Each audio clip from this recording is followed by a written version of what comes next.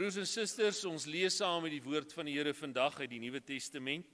Ons lees saam uit die boek van die Hebreërs. Hebreërs hoofstuk 4, vers 14 tot en met hoofstuk 5 se 10de vers. Hebreërs 4 vanaf vers 14 dan.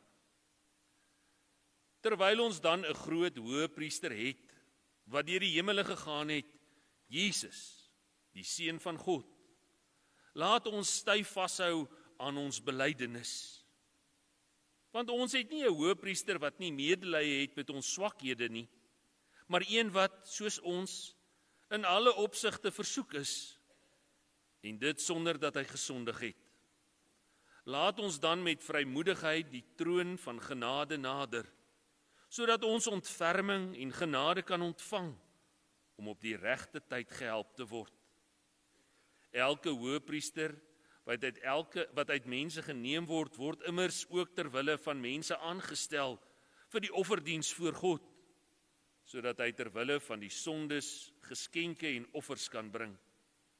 Hy kan deernis hê met die wat in onkunde dwaal, aangesien hy self ook aan swakheid blootgestel is.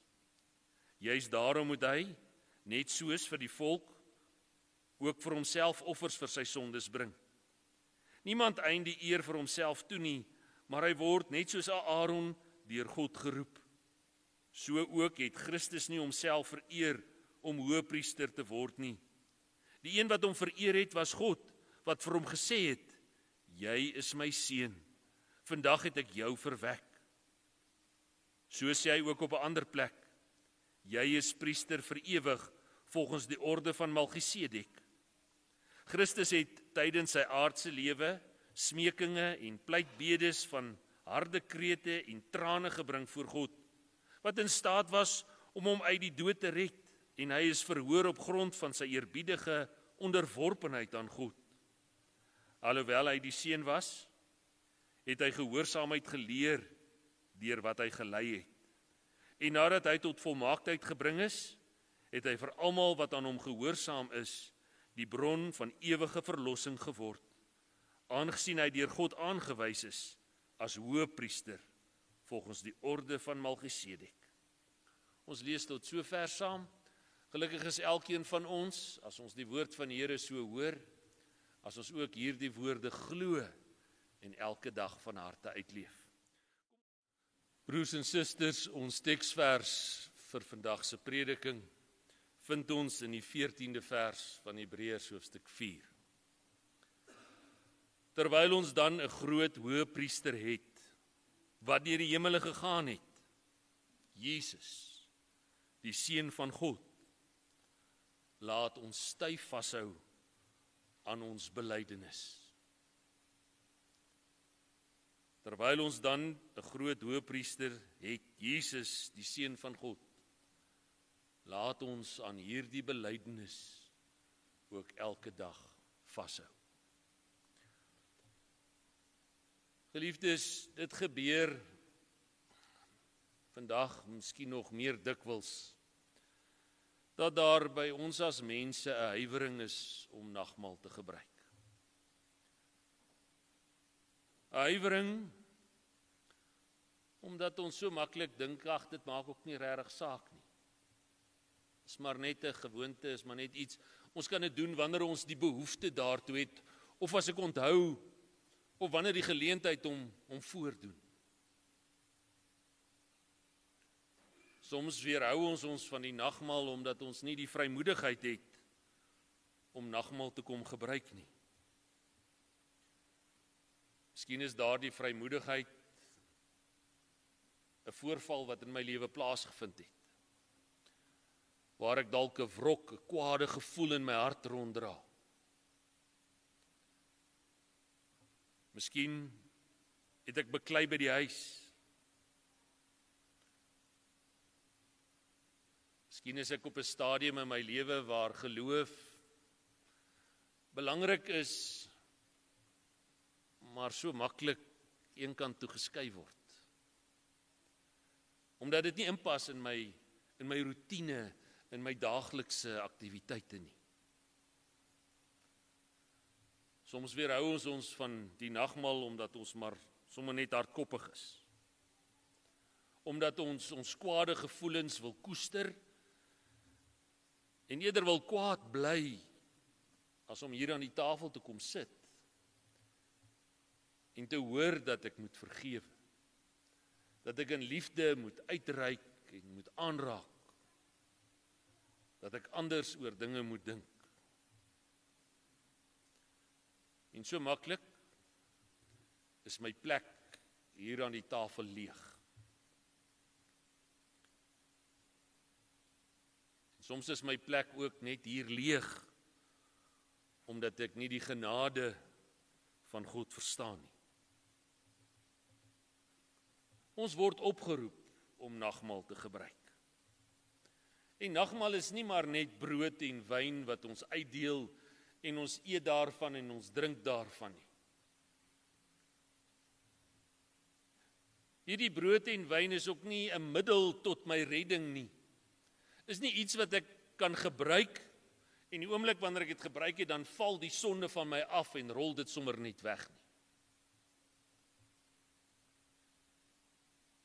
Hierdie instelling van die nagmaal, hierdie voorreg wat ons steeds vandag het om in te kan deel, is daar sodat ons 'n baie groter ingryping van God in ons lewens kan onthou en sal besef.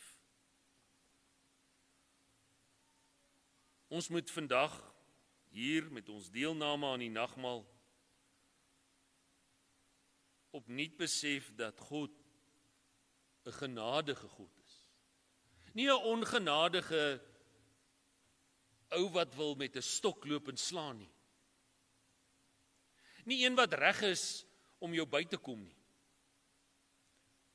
Maar een is wat met 'n uitgestrekte hand na jou toe staan en wat jou nooi en sê, kom na my toe. Ook jy wat moeg en oorlaai is. Ook jy wat gebuk gaan onder watter omstandighede ook al. Hy roep ons op om hier aan sy tafel gevoed en versterk te word. En ons oproep en ons na die tafel toe kom, moet ons lei tot 'n baie verantwoordelike besef. Wat gaan ons hier maak? Waarmee is ons ook vandag opnuut besig? En hierdie verantwoordelikheid waartoe ons opgeroep word en wat ons moet oordink, is dat ons opnuut moet besef dat ons sondaar mense is. Dat ons as sondaar mense verhoudinge het waarbinne ons lewe. Verhoudinge met mense en verhouding met God. En ons moet ook nadink en opnuut aanvaar dat God bereid is om ons te vergewe en dat sy genade vir ons genoeg is. Geliefdes, as ons so nadink oor ons sondes, en dit is ons verantwoordelikheid om elkeen self daaroor na te dink. Ons kan nie net dink aan ander se sondes nie. Ons kan nie dink oor wat iemand anders gedoen het nie. Ons kan ook nie net oor sonde dink soos wat ons so maklik in ons gebede doen, Here vergewe my sondes, amen nie. Maar ons moet die inhoud van daardie sonde besef, inhoud gee. Sonde is nie maar net iets wat ek doen en dit is maar alright nie. Sonde is daardie dinge wat my verhoudings afbreek. My verhouding met mekaar, maar nog meer belangrik, ons verhouding met God afbreek. En as ons dink oor hierdie sonde, dan is dit hoekom ons as mense sal sterf. En elkeen van ons gaan sterf. Want die straf van hierdie sonde is nie net sommer gou-gou net iets nie, dis die dood. Die straf van die sonde is die dood. En Jesus het mens kom word en hierdie straf van die sonde op hom kom neem. Hy het vir ons 'n verlosser geword deur die sondelose te wees, wat namens ons sondaars die straf van die sonde kom dra het. En hy het dit gedoen deur aan 'n kruis te sterf. Die mees beledigendste dood, die swaarste dood om te sterf. Om in pyn en asemnood jou dood te versmoor. Hierdie straf van die sonde wat Jesus kom dra het, was nie 'n towerstaf met 'n abrakadabra en woep, weg is dit nie. Hy betaal met sy lewe daarvoor. En daardie aand, voordat hulle hom in hegtenis geneem het, toe hy en sy disippels daar aan die tafel gesit en eet het hy brood geneem en dit gebreek en vir hulle gesê, neem van hierdie brood en eet dit. Soos wat ek hierdie brood breek, so sal my liggaam vir julle gebreek word. En elke keer as julle van hierdie gebreekte brood eet, dan moet julle dit onthou, dat my liggaam vir julle gebreek is, sodat julle daardeur kan lewe, sodat julle daardeur die ewige lewe kan ontvang. En die wyn het hy na die ete ook vir hulle gegee, gesê, hierdie is 'n nuwe verbond. Dis 'n nuwe kontrak wat ek met julle sluit, met julle en julle nageslagte, deur my bloed beseël. Dis 'n ewige verbond wat nooit weer nodig sal wees om gesluit te word. Dis die waarheid. Julle kan daaraan vashou. En in ons nadenke, in ons deelname, moet ons hierdie sonde besef ook deel maak van ons eie lewens. Dis nie net 'n broodjie wat ek eet nie. Dis my nadenke oor Jesus se kruisiging terwille van my sondes. Terwille van my moedswilligheid en hardkoppigheid. Terwille van my doelbewuste keuses so maklik in die lewe. Broers en susters, ons moet nadink oor ons verhoudinge. Want hier waar ons aan die tafel kom sit, is ek nie die enigste ene nie.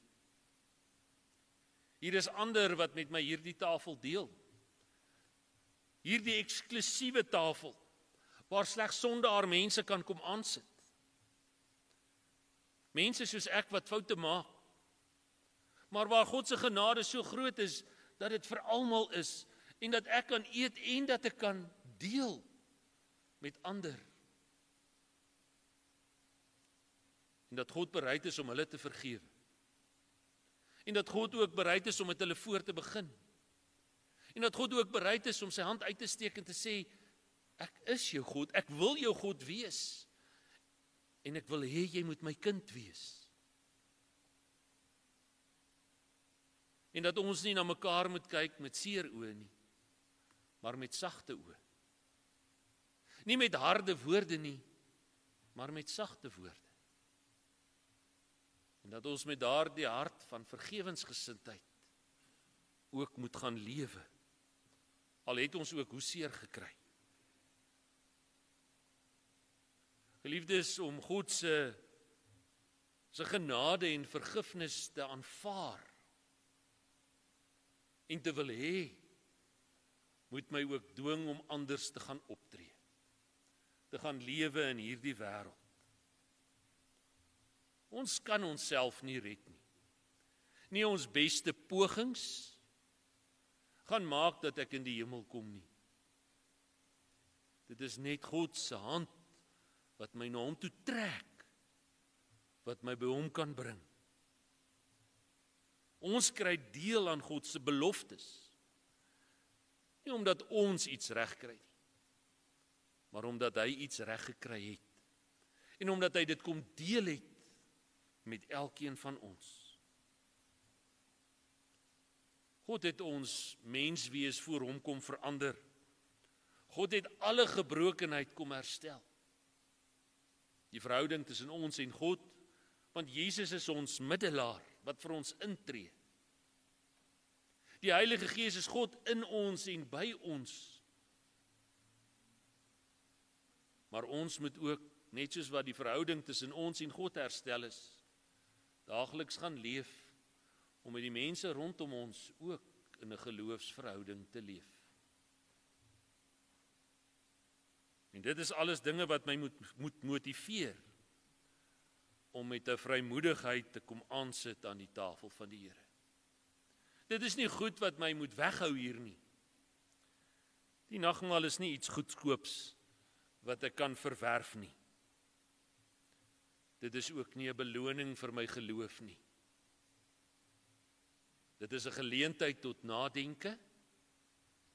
Dit is 'n geleentheid tot introspeksie. Dit is 'n geleentheid tot bekering. Hoe leef ek? Hoe lyk ek? Dit is iets wat God vir my aanbied en daarom kan ons dit met vrymoedigheid ook aanneem. En broers en susters, ons kan vandag as vrygemaakte mense na die tafel toe kom. Mense wat die voorreg het om God te kan ken, in 'n verhouding met hom te kan leef, miskien iets van geloof te kan verstaan, nie omdat ek slim is nie, maar omdat God homself aan my bekend maak. Ek kan met vrymoedigheid hier aan die tafel kom aansit, sodat ek opnuut kan onthou, gevoed kan word, en versterk in die geloof hier kan uitgaan. Wanneer u nou die geleentheid het om hier aan die tafel te kom aansit, kom sit hier. En voordat u daardie brood neem en daardie wyn neem om te drink en te eet, dink daaroor na. Laat jou deelneem, juis jou motivering wees, om te gaan wees wat God jou gemaak het, om vir hom te wees.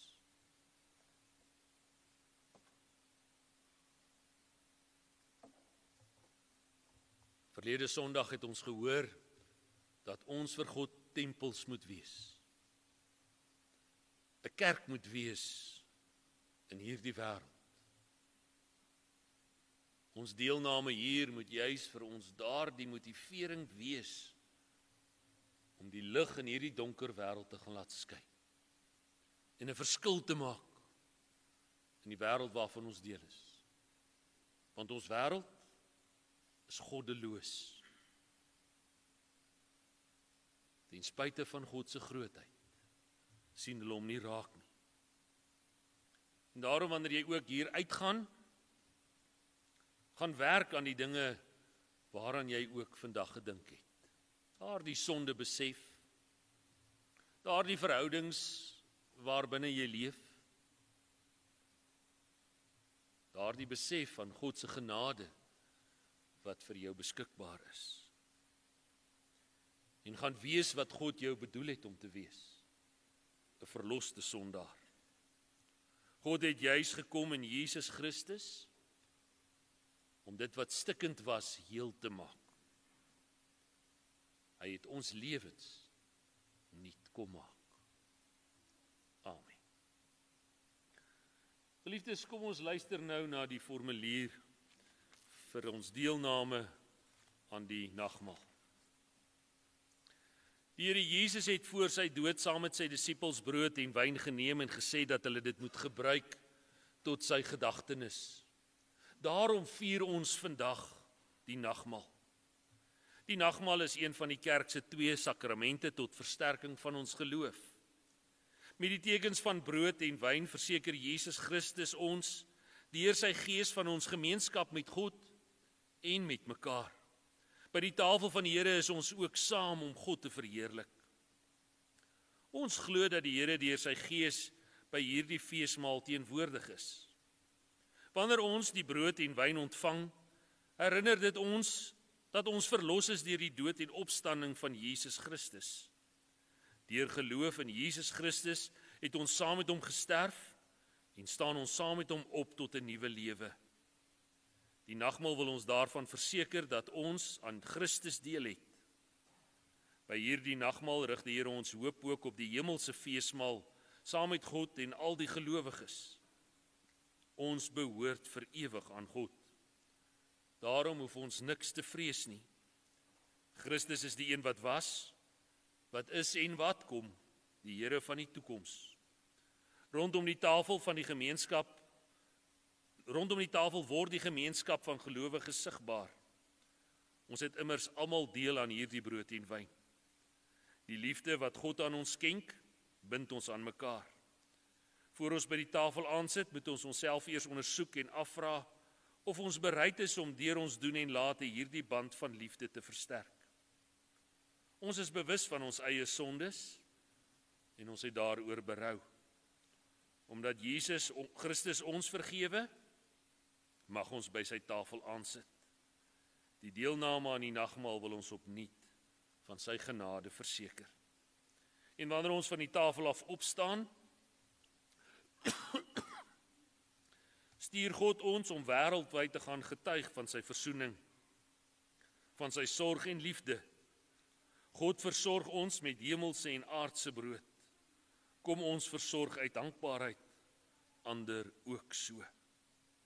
Maar voordat ons by die tafel kom aansit, kom laat ons eers saam bid.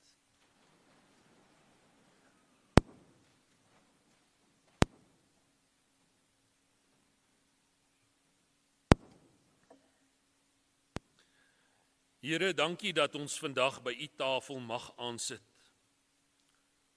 Ons glo dat u hier is, soos wat u elke dag by ons is. Dat u ons versorg en bystaan. Ons vra u versterk ook nou ons geloof. Voed ons met die ware hemelse brood en wyn, Christus Jesus, ons hoop en lewe. Verseker ons deur u Gees dat ons deel het aan u lewe, aan u sterwe en opstanding. Was tog ons sonde af deur u bloed. Maar wil u ons ook so aanraak dat ons dankbaar as u kinders sal leef. Stuur ons en maak ons oë en harte oop vir almal in nood. En laat ons ook na mekaar uitreik. Gee ons die geloofsoortuiging om u Here Jesus Christus met woord en daad te verkondig. Ons bid dit en vra dit in Jesus se naam alleen. Amen.